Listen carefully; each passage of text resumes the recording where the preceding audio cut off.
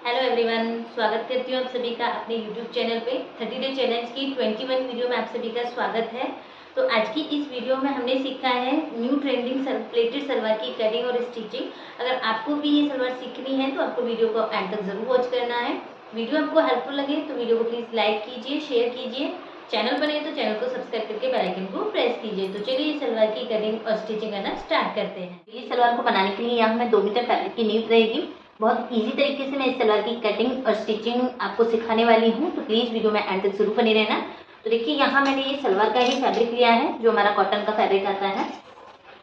इसको हमें ओपन करना है, लंबाई में फोल्ड किया है। इसके बाद फ्रेंड्स हमें इसको इस तरीके से चौड़ाई में फोल्ड कर लेना है, इस तरीके से। और जो इसकी बंद वाली साइड है वो हमें अपनी तरफ रखनी है, और जो इसकी खुली वाली साइड है वो हमें बाहर की साइड रखनी है। फिर ऐसा होता है कि आपकी लाइन एक साथ होती है तो आपको यहाँ से कपड़े को कट करना होता है, देन दोनों बाटों को बराबर में करके तब आपको उसकी कटिंग करनी है। इसके बाद फिर नीचे से हम यहाँ से एक सीधी लाइन ड्रॉ करेंगे।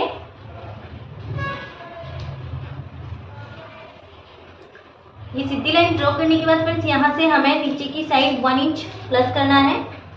यहाँ हमने 1 इंच ऐड करना है।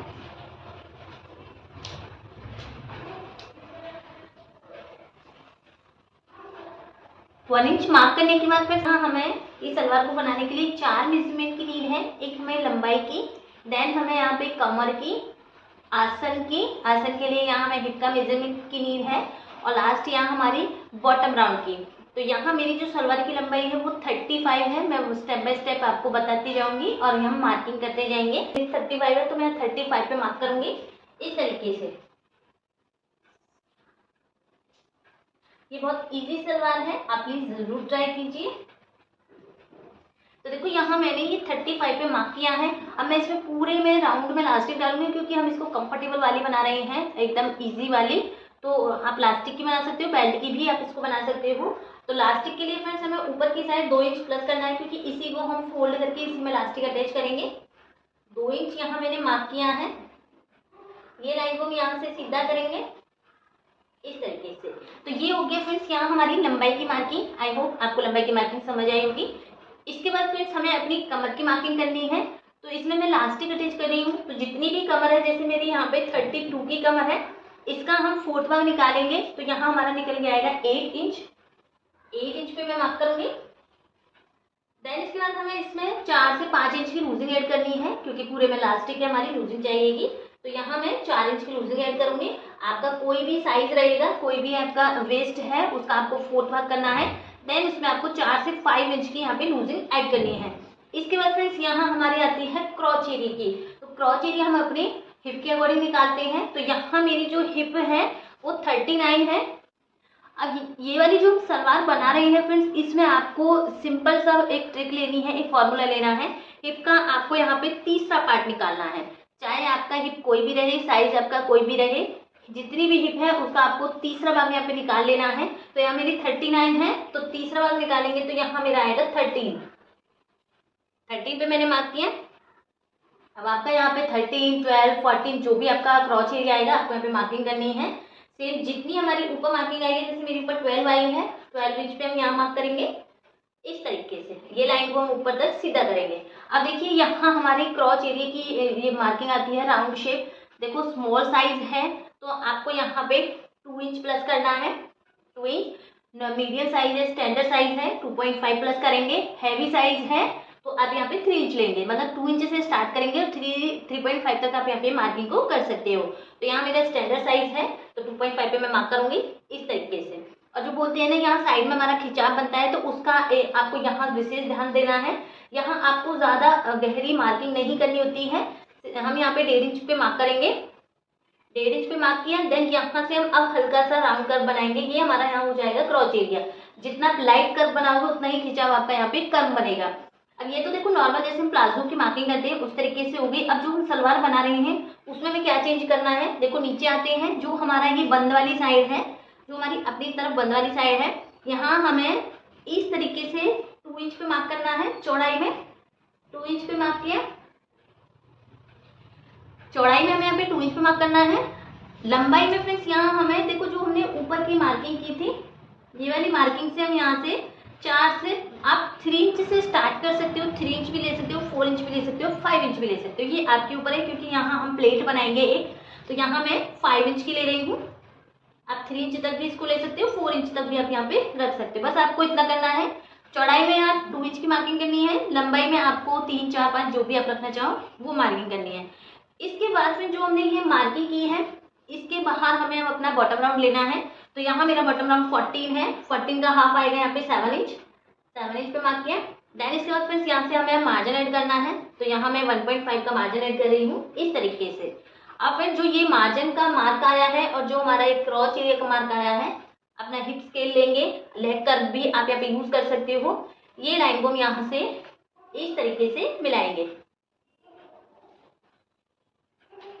तो इसमें इतनी मार्किंग है, 3 से 4 मार्किंग है, ये हमारा यूनिक मार्क है, ये इसी से हमारी ये सलवार बनेगी अलग तरीके की। अब देखो जो भी मैंने मार्किंग की है, यहाँ से हम इसकी कटिंग करेंगे। अब ये स्टिच कैसे करना है वो मैं आपको स्टिचिंग वाले पार्ट में भी सिखाऊंगी।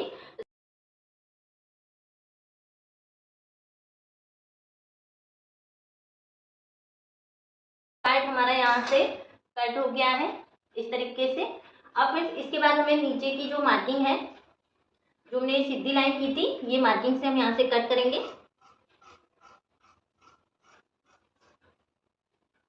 इस तरीके से। अब फिर इसकी ये कटिंग हो गई है। ऊपर देखो यहाँ हमें लास्टिक लगानी है। लास्टिक के लिए आप क्या करोगे, जितनी भी आपकी कमर है, जैसे मेरे यहाँ पे 32 है, 4 इंच माइनस करेंगे, 4 इंच माइनस करने पे यहाँ मेरा 28 बनेगा, तो पूरी लास्टिक हमें 28 की लेनी है। बॉटम में हम 1 इंच की यहाँ पे पेस्टिंग बुकरम अटैच करेंगे। तो ये हमारी इस तरीके से कटिंग हो गई है। और ये पिन टक्स यहाँ पे हमें टक्स डालना है एक, वो किस तरीके से डालेंगे तो उसकी मैं मार्किंग आपको दिखाती हूँ, क्योंकि हमें उल्टी साइड से लगाना है वो। तो देखिए यहाँ हमने 1 इंच मार्क किया था, इसके ऊपर हमें यहाँ पे 5 इंच लेना है, और चौड़ाई में यहाँ हमें 2 इंच पे मार्क करना है। अब जो ये लाइन हमने बनाई फ्रेंड्स, यहाँ हमें स्टिचिंग चलानी है, यहाँ से और नीचे तक हमें इसको स्टिच कर देना है। सेम दोनों पार्टों को यहाँ हमें बराबर में स्टिच करना है। तो चलिए इसकी अब हम यहाँ पे स्टिचिंग करते हैं। तो देखिए फ्रेंड्स, यहाँ हम मशीन पे आ गए हैं, इसमें अब हम स्टिचिंग स्टार्ट करेंगे। तो देखिए सबसे पहले जो नीचे हमने यहाँ पे टक्स लगाया है, ये प्लेट को हम डालेंगे। तो ये दोनों पैर के पार्टों को हमें अलग कर देना है। ये टक्स को हमें उल्टी साइड से डालना है, जितनी मार्किंग की है इस तरीके से इसको हम डालेंगे।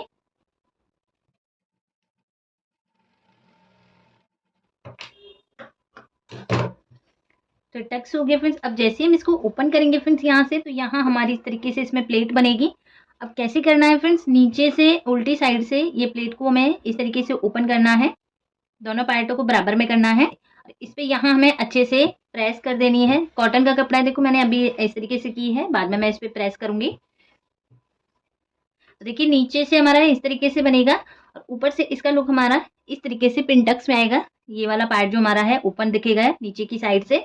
सेम जैसे हमने इसमें डाली है प्लेट को, सेम हमने दूसरी साइड वाले में भी ये प्लेट को सेम तरीके से डाल देना। दोनों पार्ट पे इस तरीके से मैंने प्लेट को डाल दिया है। इसके बाद फ्रेंड्स अब इसमें हम नीचे का मोहरी बनाएंगे अपनी। अगर आप चाहो तो इसको सिंपल इस तरीके से भी फोल्ड कर सकते हो, लेकिन हम इसको इस तरीके से सलवार का लुक दे रहे हैं। यहाँ मैंने ये पेस्टिंग बुकरम पट्टी ली है, चौड़ाई मैंने जितनी सलवार की है उस तरीके से लिए, बस ये टक्स हमारा अंदर गया है वो हमने इसमें से माइनस किया है। और ये चौड़ाई में मैं इसमें 1.25 इंची की लगा रही हूँ, आप अपने अकॉर्डिंग चौड़ी लगा सकते हो। लंबाई आपको इतनी ही रखनी है। इसके बाद अलग से एक फैब्रिक लेंगे हम यहाँ पे, और ये दोनों पट्टियों को हमें जैसे हम अपनी सलवार में नॉर्मली लगाते हैं उस तरीके से पट्टी को स्टिच करेंगे। आप चाहो तो इसको पेस्ट भी कर सकते हो यहाँ पे, या सिलाई के साथ इस तरीके से इसको कवर कर सकते हो। तो ये दोनों पट्टियों को हम बना लेते हैं। इसके बाद हम इस पे इसको मैंने पट्टियों को दोनों को बना लिया है। इसके बाद हम एक पार्ट को लेंगे। अभी देखो मैंने ना साइड से स्टिच किया है, ना अभी इसके आसन स्टिच किए हैं, क्योंकि मैं इसमें आपको अलग तरीके से स्टिचिंग करना बताऊंगी। तो देखिए ये जो हमने 1/2 इंच का इसमें मार्जिन रखा है, ये मार्जिन को हमें इधर साइड पे रखना है, नीचे की साइड पे इस तरीके से। और पूरे हमें यहाँ पे किनारे किनारे पे सिलाई लगानी है।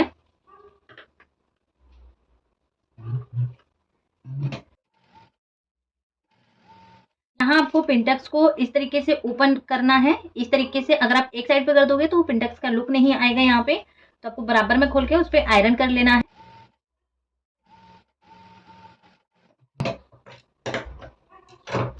तो तो देखिए एक सिलाई के साथ ये कवर हो गई है, इसको हम पलटी करेंगे इस तरीके से और अंदर की साइड इसको हम फोल्ड कर देंगे। अब ऐसे ही हमें इस पे या तो आप सीधी लाइन बना सकते हो या कोई भी पहुंचे के आप इस पे डिजाइन बना सकते हो। तो मैं इस पे सीधी लाइन ही बना रही हूँ क्योंकि फ्लावर भी है तो दिखेगा नहीं।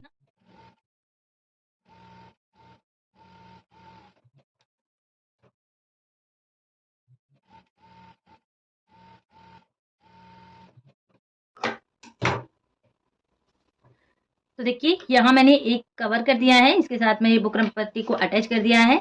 सेम तरीके से हमें अपने दूसरे पार्ट को भी अटैच कर लेना है। यहाँ पे ये बुकरम पट्टी को सेम तरीके से स्टिच कर लेना है कि यहाँ मैंने दोनों पार्टों पे बुकरम पट्टी को अटैच कर लिया है। अब फ्रेंड्स इसके बाद हमें क्या करना है, बहुत लोग क्या करते हैं कि यहाँ पहले आसन को स्टिच कर लेते हैं, उसके बाद ये साइड की फिटिंग को लगाते हैं। लेकिन जब भी हम इस तरीके की लूज प्लाजो पैंट सलवार इस तरीके की बनाते हैं तो इसमें सबसे पहले आपको यहाँ ये साइड की जो फिटिंग होती है हमारी, ये वाली फिटिंग को हमें लगाना है। उसके बाद हमें राउंड में अपने आसन को स्टिच करना है। तो इससे आपका जो खिंचाव होगा वो बिल्कुल भी नहीं बनेगा। देखो नीचे से हम इसको एक जैसा करेंगे, बिल्कुल मिलाएंगे दोनों पार्टों को। अब यहाँ मेरी जो नीचे से मोहरी थी वो 14 इंच की थी, तो 14 का हाफ करेंगे 7 इंच आएगा। तो 7 इंच पे मार्क करेंगे। आप यहाँ से कम ज्यादा अपने अकॉर्डिंग कर सकते हो। और ये लाइन को हम बिल्कुल इस तरीके से अपनी साइड की फिटिंग पे स्टिच करेंगे। तो नीचे से आपको बराबर में कर लेना है। ऊपर का आपको थोड़ा बहुत ऊपर नीचे होगा तो वो आपको कटिंग में जाने देना है। तो देखिए यहाँ से हम स्टिचिंग लगाएंगे इसमें।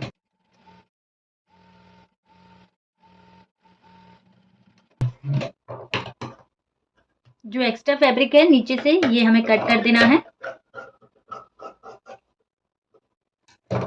अब देखिए एक पैर हमारा ये बनके कंप्लीट हो गया है। एक साइड पे लगा ली है हमने, सेम हमें ये दूसरी साइड पे भी साइड की फिटिंग को यहाँ से स्टिच कर देना है। दोनों पार्टों पे मैंने साइड की फिटिंग भी लगा के इसको अटैच कर दिया है। अब हमारी इसमें आसन की बारी आती है। तो आसन हमें किस तरीके से स्टिच करना है, देखो ये हमारा यहाँ पे सीधी साइड है और इसकी भी यहाँ हमें सीधी साइड अंदर की साइड करनी है। इस तरीके से दोनों का आपको सीधा पार्ट अंदर पकड़ लेना है और आसन से जो पॉइंट है हमने जो साइड की सिलाई लगाई है वो साइड की सिलाई आपकी मैच होनी चाहिए इस तरीके से। और यहाँ हमारा अब राउंड में आसन स्टिच हो जाएगा।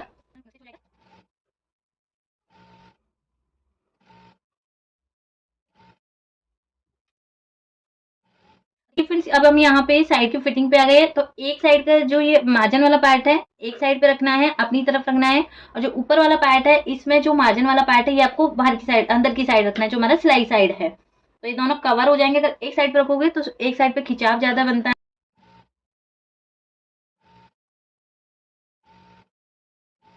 हमारा यहाँ पे आसन स्टिच हो गया है, दोनों पार्ट हमारे यहाँ पे स्टिच हो गए हैं, आप देख सकते हो।